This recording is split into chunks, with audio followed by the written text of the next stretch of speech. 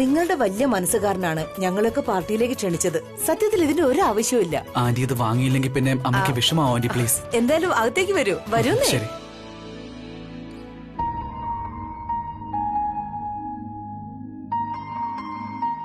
Hi. Hi.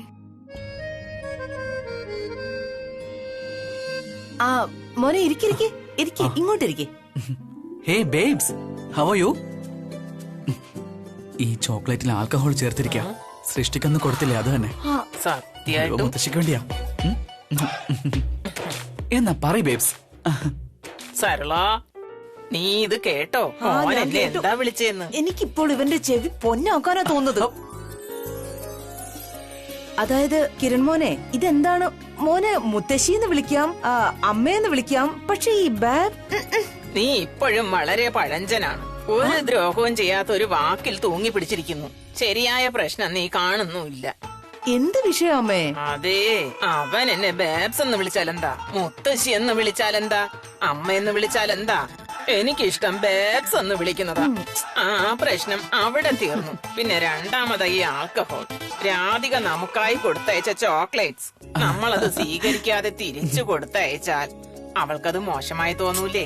I love you babes. You are the best. അതൊക്കെ പോട്ടെ മോനെ, രാധികയോട് ഞങ്ങളുടെ ഭാഗത്തുനിന്നും ഒരുപാടധികം നന്ദി പറയണം. ഓക്കെ പറയാം ആന്റി. പ്രീത, മോളൊരു കാര്യം ചെയ്യ്. കിരണിന് വേണ്ടി ഒരു കപ്പ് ചായ ഇട്ടിട്ട് വാ. മോളുടെ ആ സ്പെഷ്യൽ ചായ ഉണ്ടല്ലോ, അതുണ്ടാക്കിട്ട് വാ. അമ്മ ഞാൻ ഇപ്പൊ കുറച്ച് ബിസിയാ, ഞാൻ പിന്നെ ചെയ്യാം. അതെന്താ നിനക്ക് ഇത്ര വലിയ ജോലി? അത് ചായ ഇട്.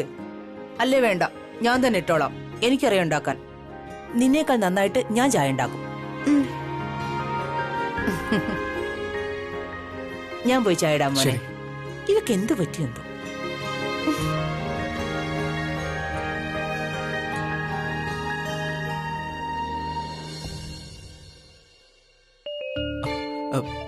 മുത്തശ്ശി, അല്ല ഈ പ്രീതിക്ക് എന്തായി പറ്റിയത്? അവളെന്തിനാ ഇങ്ങനെ ബിഹേവ് ചെയ്യുന്നത്? മൂഷായിട്ട് പിടിച്ച പെമ്പിളാരെ പോലെ ഒരു ഹായ് പോലും പറയുന്നില്ല. ഒരു കാര്യം പറയട്ടെ, നീ അത്ര നിഷ്കളങ്കനൊന്നും അല്ല. നീ എന്തെങ്കിലും പറഞ്ഞിട്ടായിരിക്കും അവൾ മൂഡ് ഓഫ് ആയിട്ടിരിക്കുന്നത്.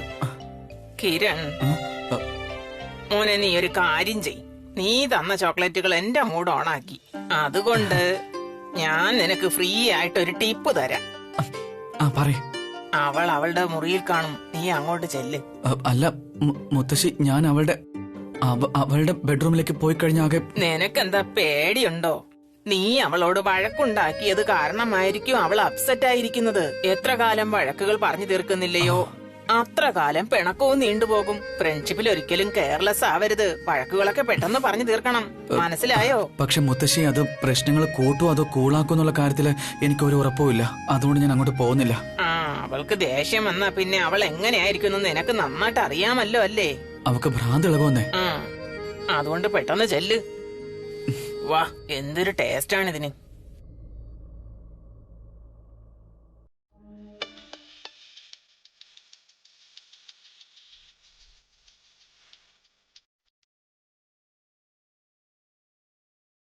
ഹായ്.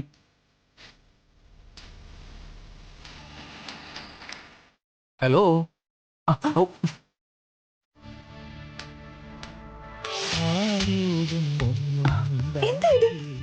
ഞാൻ നിന്നോട് സംസാരിക്കുന്നേ. നീ എന്താ ഒന്നും മിണ്ടാത്തെ? എന്നോട് സംസാരിക്കാൻ താല്പര്യമില്ലേ? അതോ ഞാൻ ഇനി പോകുന്നുണ്ടാണോ? എന്നെ മിസ് ചെയ്യുമെന്ന് പേടിച്ച്?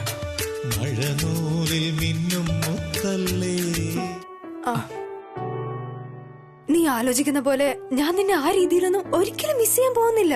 ആ ഒരു രീതിയോ? നീ എങ്ങനെയാണ് എന്നെ മിസ് ചെയ്യാൻ പോകുന്നേ? അയ്യോ, അത് നീ അങ്ങ് സൗത്ത് ആഫ്രിക്കയിലേക്ക് പോവുകയല്ലേ. ഈ ഷെർലിന്റെ മിഷൻ ഞാൻ എങ്ങനെ ഒറ്റയ്ക്ക് ഹാൻഡിൽ ചെയ്യും?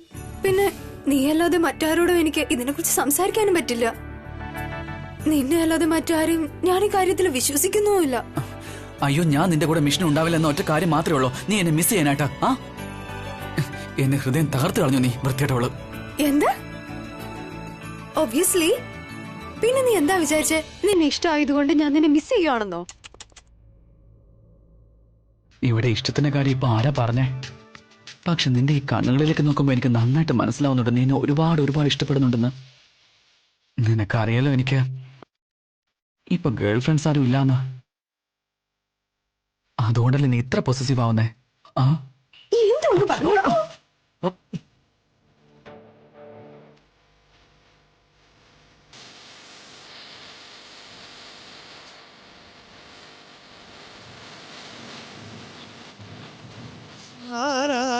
കേൾക്കാതിന്നും എന്നുള്ളിൽ മോഹത്തിൻ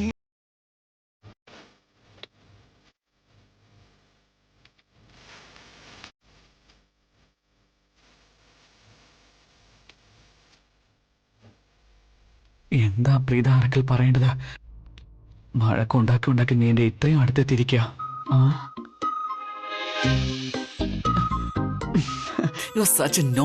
നിന്റെ ഈ പൊട്ടത്തരങ്ങൾ കേൾക്കാൻ എന്റെ അടുത്ത് സമയമില്ല. എന്നാ ശരി, ഞാൻ കുറച്ച് സീരിയസ് ആവാം. ഉറപ്പാണോ? ഉറപ്പാ. ഓക്കെ.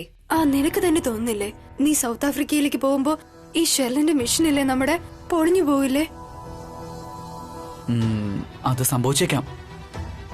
പക്ഷേ ആക്ച്വലി മാച്ചസ് ഡിസംബറിലാണ് തുടങ്ങുന്നേ. പിന്നെ എന്റെ സെലക്ഷൻ 1 ഡേ മാച്ചിന് വേണ്ടിയാ.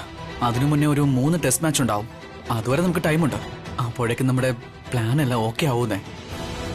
ഓക്കെ, അപ്പോ നീ പറഞ്ഞു വരുന്നത് എന്താന്ന് വെച്ചാ നീ സൗത്ത് ആഫ്രിക്കയിലേക്ക് പോകുന്നതിന് മുമ്പ് തന്നെ നമുക്ക് യഥാർത്ഥത്തിൽ ഷെർലിൻ ആരാണെന്നുള്ള കാര്യം തെളിയിക്കാൻ സാധിക്കുമല്ലേ കിരൺ? അതേടി, അത് തന്നെയാ. ഓക്കെ. പക്ഷേ ഞാൻ സൗത്ത് ആഫ്രിക്കയിലേക്ക് പോയി കഴിഞ്ഞ് നിനക്ക് നല്ല അഡ്വൈസ് ഒക്കെ തരാവുന്നേ. പിന്നെ വീഡിയോ കോളിലൂടെ നിന്നെ കണക്ട് ചെയ്യുകയും ചെയ്യാം. വീഡിയോ കോളോ? വീഡിയോ കോൾ എന്തിനാ? വാട്ട്?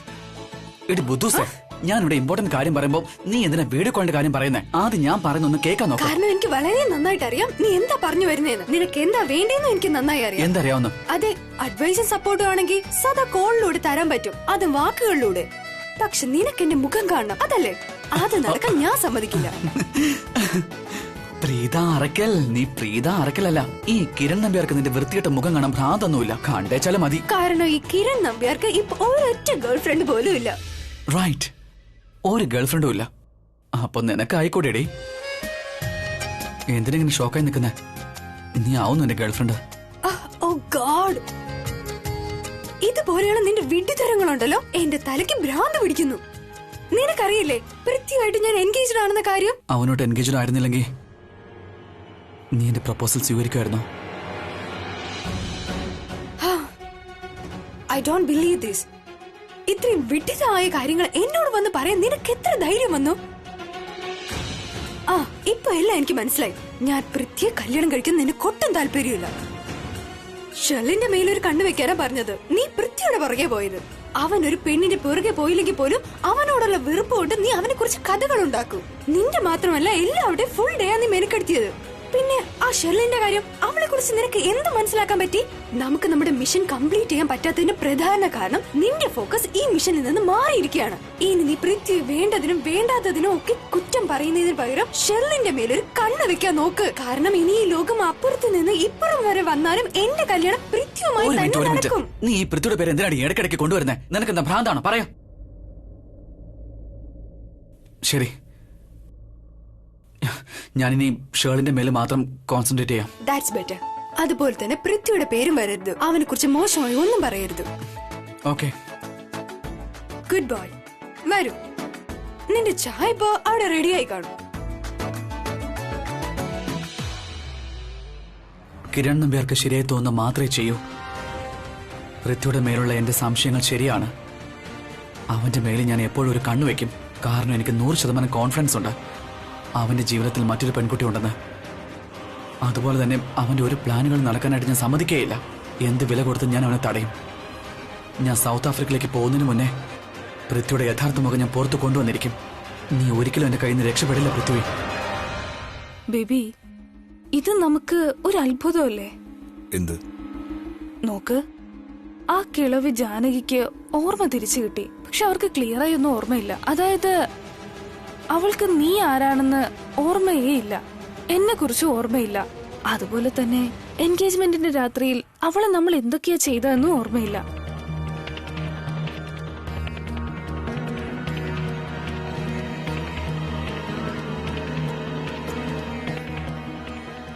പക്ഷെ എന്തുപയോഗം? നമ്മൾ എത്ര കാലം അവളിൽ നിന്ന് ഒളിച്ചു നിൽക്കും? ആ ഡോക്ടറും പറഞ്ഞതാണ്, മരുന്നിന്റെ എഫക്ട് കൂടുന്നതനുസരിച്ച് ജാനകിയുടെ ഓർമ്മ തിരിച്ചു കിട്ടിക്കൊണ്ടേയിരിക്കുമെന്ന്. അവള് നമ്മളെങ്ങനെ മനസ്സിലാക്കിയ? എത്രയും വേഗം ഇതിനൊരു സൊല്യൂഷൻ കണ്ടെത്തിയേ പറ്റൂ. അതർവൈസ് നമ്മൾ വലിയൊരു പ്രോബ്ലത്തിൽ പെടും.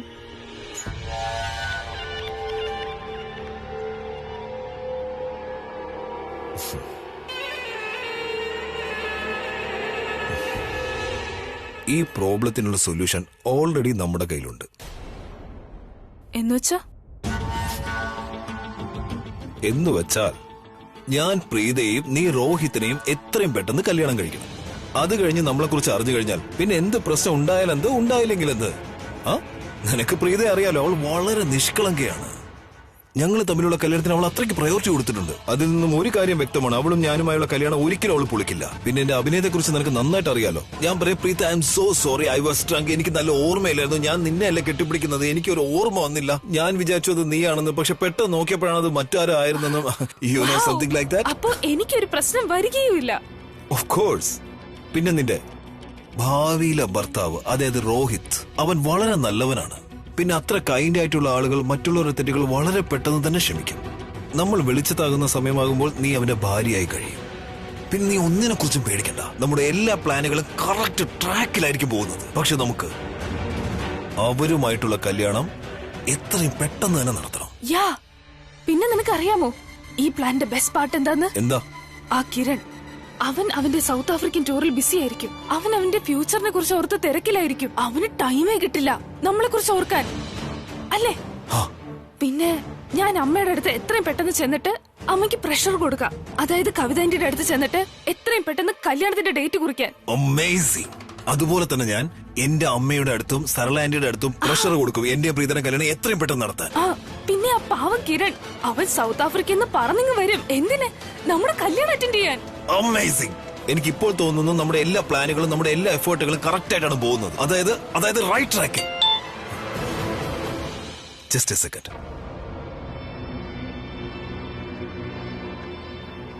ഈ നിതിൻ എന്തിനാ എനിക്ക് ടെക്സ്റ്റ് ചെയ്യുന്നത്? നിതിൻ ആര്? നമ്മുടെ കോളേജിലെ ഫ്രണ്ടോ? നമ്മുടെ ഫ്രണ്ടല്ല, അവൻ എന്റെ ഫ്രണ്ടായിരുന്നു. അവന് നിന്റെ മേൽ ഒരു ക്രഷ് ഉണ്ടായിരുന്നു. ഹേയ് പൃഥ്വി, നിനക്കറിയാലോ എനിക്ക് ചാറ്റ് ചെയ്യുന്നതിനോടോ മെസ്സേജ് ചെയ്യുന്നതിനോടോ താല്പര്യമില്ലാത്തൊരു വ്യക്തിയാണെന്ന്. നീ ഡയറക്റ്റ് എന്നെ കോൾ ചെയ്യാത്ത എന്താ? പറയൂ. എനിക്ക് തോന്നി നീ ആരോടെങ്കിലും ഒപ്പം നിന്റെ പേഴ്സണൽ ആക്ടിവിറ്റിയിൽ ബിസി ആയിരിക്കുമെന്ന്. അതുകൊണ്ട് എനിക്ക് നിന്നെ ബുദ്ധിമുട്ടിക്കാൻ തോന്നിയില്ല. നീ ചിന്തിച്ചത് കറക്റ്റ് ആയിരുന്നു. ഞാൻ കുറച്ച് ബിസി ആയിരുന്നു. എനിവേസ്, എന്നെ കുറിച്ച് എന്താ പെട്ടെന്ന് ഓർത്തെ? And how are you doing? നിനക്ക് എങ്ങനെയുണ്ട്? It's been a long time. Oh, I'm good. എന്നാ നീ പറയ്, എന്നാണ് നീ സിറ്റി സോണിലേക്ക് വരുന്നത്? I'm so sorry man, ഞാൻ മറന്നുപോയി. എന്റെ തലേന്ന് തന്നെ അത് പോയി. നീ അതെങ്ങനെ പൃഥ്വി മറന്നത്? ഞാൻ ഷെർലിനോട് പോലും പറയാത്ത എന്താന്ന് വെച്ചാൽ ഞാൻ വിചാരിച്ചു നീ അത് അവളോട് പറയുമെന്ന്. അതുപോലെ നീ എനിക്ക് പ്രോമിസ് ചെയ്തതുമാണ്. പ്ലീസ്, ഇനി നീ വരില്ലെന്ന് മാത്രം എന്നോട് പറയരുത് കേട്ടോ. നിന്റെ ഒരു എക്സ്ക്യൂസ് എനിക്കിനി കേൾക്കണ്ട. അത് ഞാനൊരു എക്സ്ക്യൂസ് ഉണ്ടാക്കുമല്ല. നീ ടെൻഷൻ അടിക്കാതിരിക്കുക. ഞാനും ഷെർലിനും എത്രയും പെട്ടെന്ന് തന്നെ അവിടെ എത്തും. Okay okay, see you, by.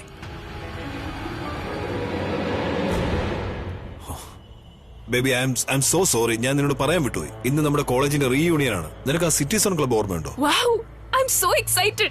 ആരൊക്കെ വരുന്നുണ്ട്? ആരൊക്കെയാണെന്നല്ലേ? നമ്മുടെ കോളേജിന്റെ അടുത്തായിട്ട് വേറെ 2 കോളേജുകളും നിനക്ക് ഓർമ്മയുണ്ടോ? ആ 2 കോളേജിലെ എല്ലാ സ്റ്റുഡൻസും വരുന്നുണ്ട്. റിയലി? നീ എന്താ ഒരു ഇഡിയറ്റ് ആണോ? ഇത് നമ്മുടെ കോളേജിന്റെ റീയൂണിയൻ ആണ്. അപ്പൊ നമ്മുടെ കോളേജിലെ സ്റ്റുഡൻസ് അല്ലേ വരുന്നത്? നമ്മുടെ ക്ലാസ്മേറ്റ്സും നമ്മുടെ ജൂനിയേഴ്സും കാണും. Wow, this is so amazing.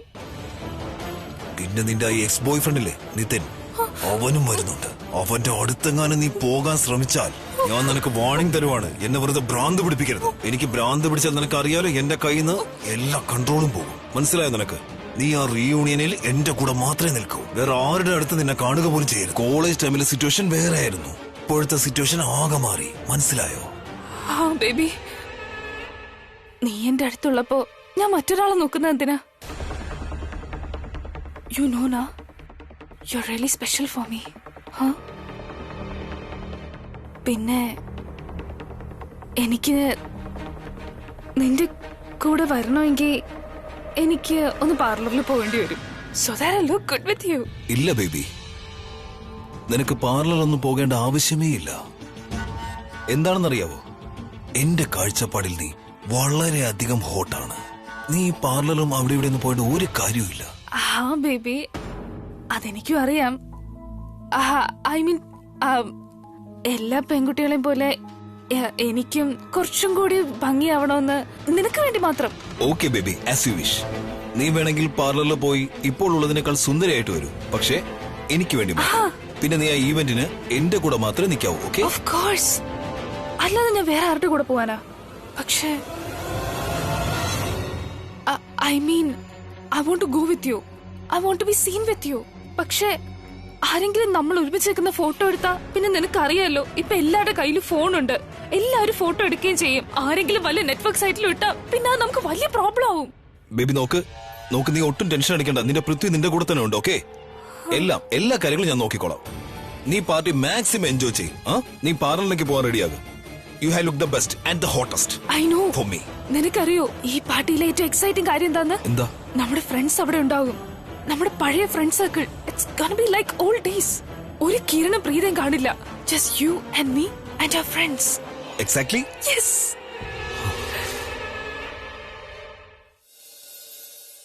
Thank you aunty. ആന്റിയുടെ ചായ സൂപ്പർ ആയിരുന്നു. ആന്റിയുടെ മോളെ കൊണ്ട് ഒരു ഉപയോഗം ഇല്ലല്ലേ? ഇവൾ എങ്ങനെ ഡോക്ടറായെന്ന് എനിക്ക് ഒരു പിടിയില്ല. ഐ മീൻ ഡോക്ടർ ആവാൻ കുറച്ച് ബുദ്ധി വേണ്ടേ? അമ്മേ. കിരൺ, സരളയെ പോലെ ആരെങ്കിലും ചോക്ലേറ്റ് വേണ്ടെന്ന് പറഞ്ഞാ ഇങ്ങോട്ട് കൊണ്ടുവന്നോളൂ. ഞാൻ തന്നെ എല്ലാം കഴിച്ചോളാം. ഓക്കെ ബേബ്സ്, ഞാൻ ഇനിയും ചോക്ലേറ്റ് കൊണ്ടുവരാം. ഓക്കെ? എന്താ ബേബ്സ്? കണ്ടില്ലേ കിരൺ മോനെ, ഈ വീട്ടിലെ എല്ലാവരും ഓൾഡ് ഫാഷനാണ്. ഞാൻ മാത്രമാണ് കുറച്ചെങ്കിലും മോഡേൺ ആയിട്ടുള്ളത്. സത്യം മുത്തശ്ശി പറഞ്ഞേ. ഒരു തവണ ഞാൻ ഇവിടെ ബേബി ഡോളെന്ന് വിളിച്ചായിരുന്നു.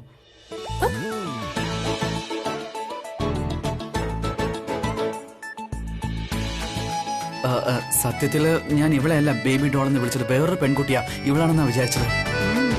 ഇവളാണെങ്കിൽ ഭയങ്കര സോറോ മൈൻഡഡ് പെണ്ണാ. അല്ലല്ല, നാരോ മൈൻഡഡ് വ്യക്തി. എന്താ അമ്മ ഇത്? ഹലോ ചേച്ചി, പെട്ടെന്ന് തന്നെ ബ്രൈറ്റൻ സലൂണിലേക്ക് വാ. എന്താ ഇപ്പോഴോ? ആ ചേച്ചി വളരെ അർജന്റാ. കൂടുതൽ ചോദ്യമൊന്നും ചോദിക്കാൻ നിൽക്കല്ലേ, പെട്ടെന്ന് ഇങ്ങ് വാ. ഓക്കെ? ശരി, ഓക്കെ, ഞാൻ ഇപ്പൊ വരുന്നു. ആരുടെ കോളാ? സൃഷ്ടിയാ വിളിച്ചത്. പാലനിലേക്ക് വിളിച്ചതാ അർജന്റായിട്ട്. അവിടെ എന്തോ ജോലി ഉണ്ടെന്ന്. എന്നാ മോള് പെട്ടെന്ന് അങ്ങോട്ട് ചെല്ലേ. ഞാനും ഇറങ്ങാം. വേണമെങ്കിൽ അങ്ങോട്ട് ഡ്രോപ്പ് ചെയ്യാം. ഇല്ല കുഴപ്പമില്ല. പാർലർ ഇവിടെ തന്നെയാ, നടക്കാവുന്ന ദൂരമുള്ളൂ. ഞാൻ പൊയ്ക്കോളാം. ഓക്കെ മുത്തശ്ശി. നന്നായി വരും. രാധികയോട് ഞങ്ങളുടെ എല്ലാവരെയും നന്ദി അറിയിക്കണേ. ശരി. പൈസ എടുത്തോണ്ട് പോ മോളെ. ശരി അമ്മേ.